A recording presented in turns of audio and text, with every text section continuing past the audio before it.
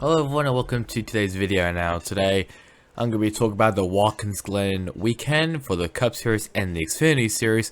But before we get into that, let's talk about the next week's race for Cup and Xfinity, which is Daytona. This is obviously the regular season finale for the Cup Series. Xfinity, that will start. Well, actually, that will end at Bristol Motor Speedway. So basically, it will be the last round of the round of 16 for the Cup Series, which I'm actually really excited and really looking forward to. So obviously, let's just first have a look at the schedule for the Cup and the Xfinity Series. So there will be no practice for the Cup or the Xfinity Series at Daytona. I mean, it kind of makes sense. It's just flat out, and all you have to do is just turn left. I mean, that's basically how Daytona and Talladega are. So, Friday, August 26th, that would be qualifying for both Xfinity and the Cup Series. So, Xfinity, they'll start first at 3:05 p.m. Eastern Time. That'll be on USA. And at 5:05 p.m. Eastern Time will be the Cup Series qualifying. That'll be on USA and MRN. Then finally, at 7:30 p.m. Eastern Time will be the Xfinity Series race for the running of the Wawa 250 powered by Coca-Cola. That'll be on USA, Peacock, MRN, and SiriusXM. And then finally, on Saturday, August 27th, on 7 p.m. Eastern Time will be the Cup Series race for the running of the Coke Zero Sugar 400. That'll be on NBC, Peacock, MRN, and SiriusXM. Obviously, this is the final race of the regular season. And there's a chance that Ryan Blaney and Mark Truex Jr. or even both will be out of the playoffs. Obviously, you know how crazy Daytona could be. Both of them could be out of the race, and a new winner may appear.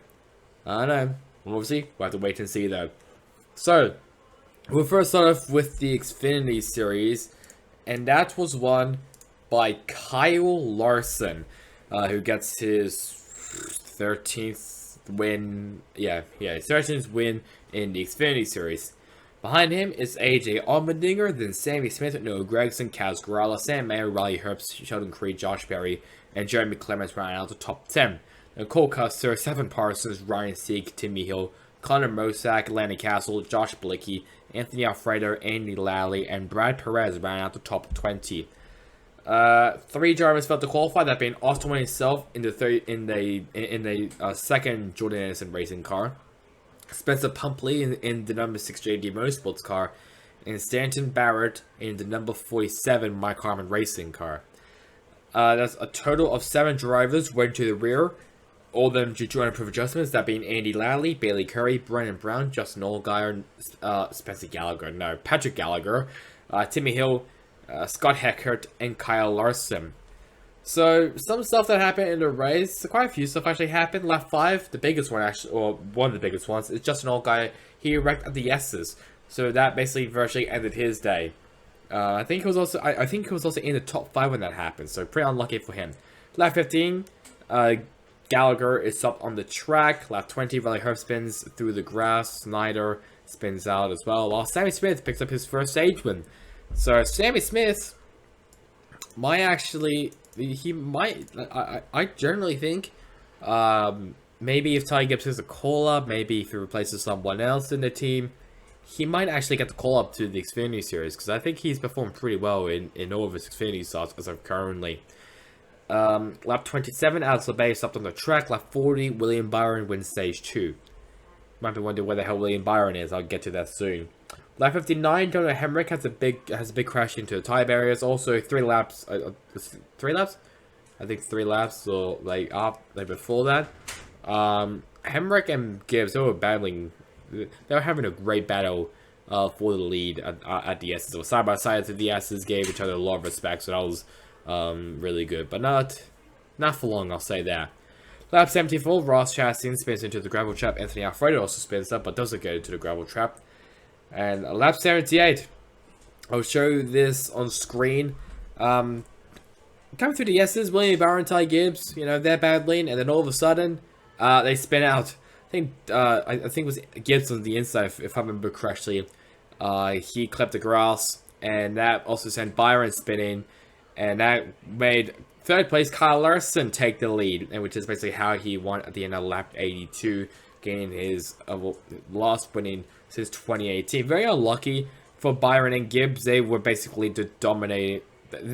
Those two basically dominated the race. Larson was just he was very, very lucky that both of the leaders wrecked each other out at the S's. Or actually, I should say at the bus stop or whatever. I mean, either way, it's crazy to really think that would actually happen. But in 2022, this season has been pretty crazy. So I'm kind of not surprised, but at the same time, I kind of am because that's just it's very rare that that the top two will actually wreck at the exact same time, and the third place guy will just come by and just win.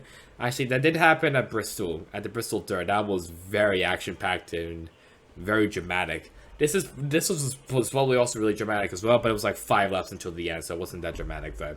But either way, tough luck for both Byron and Gibbs, but Kyle Larson gets the win. Let's have a look at everyone else outside of the top 20. If I actually get up and not cut off some parties. William Byron, there he is, down in 25th place, and Ty Gibbs down in 27th. So not great. So yeah, it was going to be really good, but then they just both kind of screwed each other up. They did have a conversation after the race. There was no like punching or anything. It was just a very civil conversation, basically saying what happened. Other ones I need to mention. I mean, Austin Hill. I don't know where the hell he was. I don't like this during this race, but he was nowhere. There's Daniel Hambrick in 31st after his accident into the tire wall. There's Mike Snyder, as Alex Bay, Patrick Gallagher. Jeff Burton also had a horrible day, and Justin Allgaier down in last place, only completing 4 laps. So pretty unlucky for Allgaier. But luckily he's already in the playoffs, and might also be a championship contender as well, maybe for the Xfinity Series for the Xfinity Series title, which he actually hasn't won in his very long career in the Xfinity Series. But that doesn't really matter. Unlucky for him, but especially unlucky for Byron and Gibbs. So let's now move over to the Cup Series. And guess who won that one? Wow, Kyle Larson again. So he said both of the Watkins Glen races. I don't know if that's actually the first time since someone's actually ever done that, but it is quite the feat, but it did come with a bit of a cost. Second place once again is AJ Allmendinger. Wow, the top 2 from the Xfinity Series transfers to the Cup Series. Then we got Joe Logano, Chase Elliott, Daniel Suarez, Michael McDowell. Shout out to him. He had a great run. He actually passed Elliott when it was raining. Tyler Reddick, Christopher Bell, Chris Buescher, Eric Jones ran out the top 10. Then Cole Custer, Kevin Harvick, Austin Cindric, Alex Bowman, Ricky Stenhouse Jr., Ty Dillon, Austin Dillon, Justin Haley, Brad Keselowski, and Denny Hamlin ran out the top 20.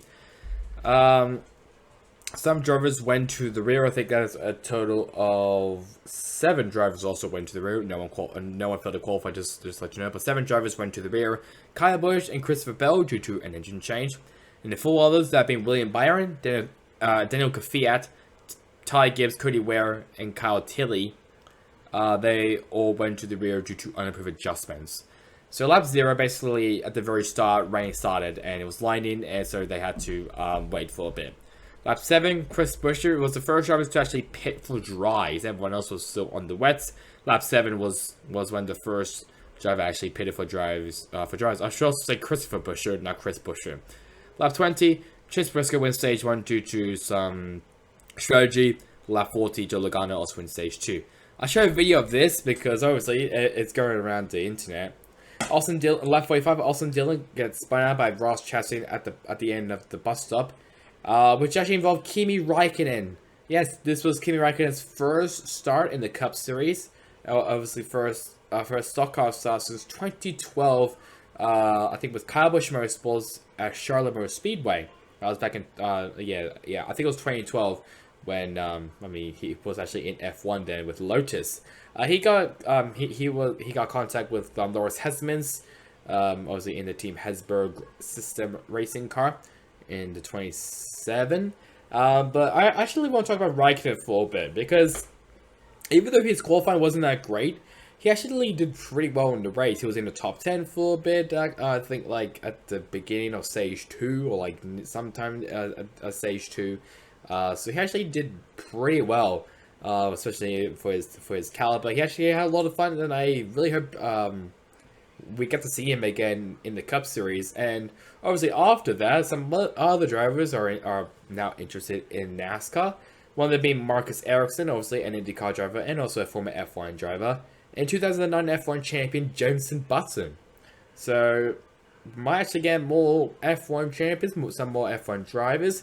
Maybe Brody Kostecki from the Supercars, he might be interested. I mean, if you actually don't know, Brody Kostecki used to race actually in the ARCA series. Well, back then it was called, I think it was just called the ARCA series. But I think he used to race there, if I remember correctly. Daniel Ricciardo might be a good one. Maybe even Jimmy Johnson to do the double Memorial Weekend for the Indy 500 and the Coca-Cola 600. So that might be interesting. Maybe Raikkonen comes back. Because Justin Marks did say, I think they will do maybe around 6 to 8 races, if I remember correctly, with the Project 91 car. I think that's great. I mean, I'm really excited to see who else gets invited. Maybe even Elliot Castroneves.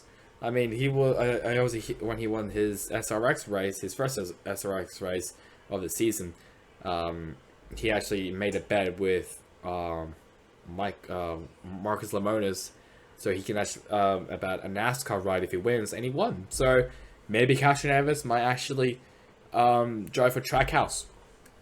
I don't know. We have to wait and see. Other stuff that happened. I should probably get back on track. Lap time to 9, Joey Hand, another guy also shout out. He did really well. He spun out, sadly, backed it into a tire barrier. He had a great run here as well. He was, I think he was in the top 5 once, if I remember correctly. My God, in the Rickway Racing equipment, he's an absolute Chad.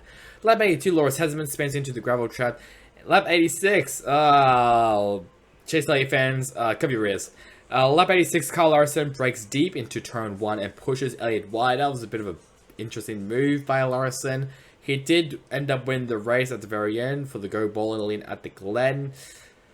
I mean, I wouldn't say that was clean, but obviously you do have to do, I mean, you gotta do what you gotta do to win the races, but if I was in Larson's shoes, I probably would not do that. Obviously, everyone knew he was going to be aggressive coming into turn 1.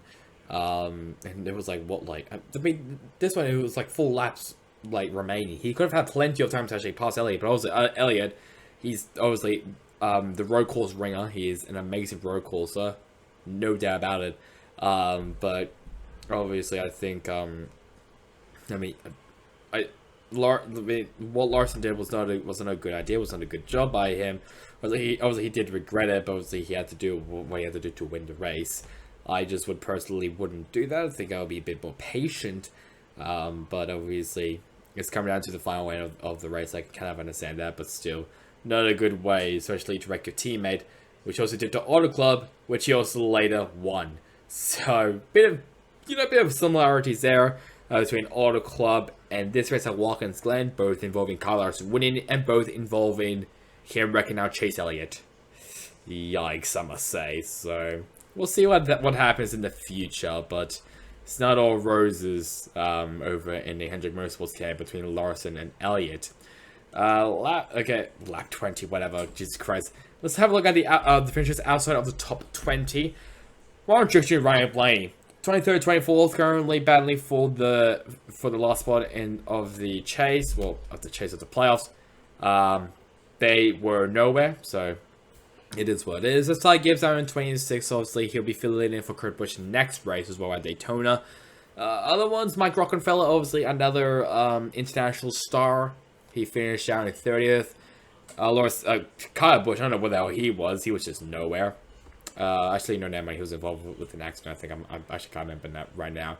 Loris Hezemans, he was just a nuisance a bit, I'll be honest. He finished out in 33rd, another one of our international stars. Daniel Kvyat, 36th. Kimi Räikkönen, 37th. I mean, it wasn't even Räikkönen's fault when he wrecked out. I think he would definitely want to come back to to do it again. Maybe at Watkins Glen, maybe at Sonoma. I don't know. Maybe even like Coda if it's still on the schedule. Probably not. I mean, there's rumors that like Texas Motor Speedway might have taken that spot. I'm not too sure. But I do hope Coda will be back on schedule for next season. And then finally, Kyle Tilley. That rounds out all the international drivers outside of America. Obviously, Darren Suarez, which I mentioned, he finished inside of the top 5, finished in first place. Everyone else finished like basically highest. The next I saw was Mike Rockenfellow in 30th place, and obviously the German driver who's mainly well known for his DTM and I think his sports car racing as well. Basically in WAC and WEC.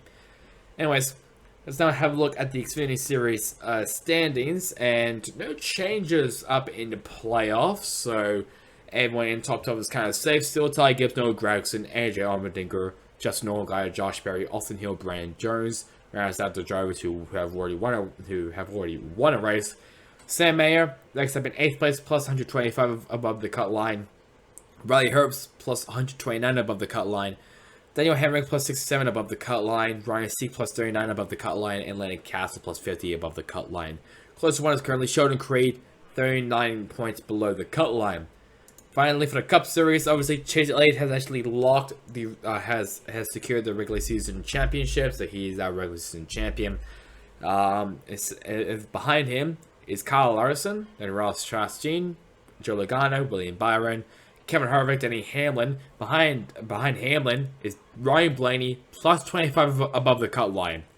Oh boy, this is getting very spicy heading out to Daytona.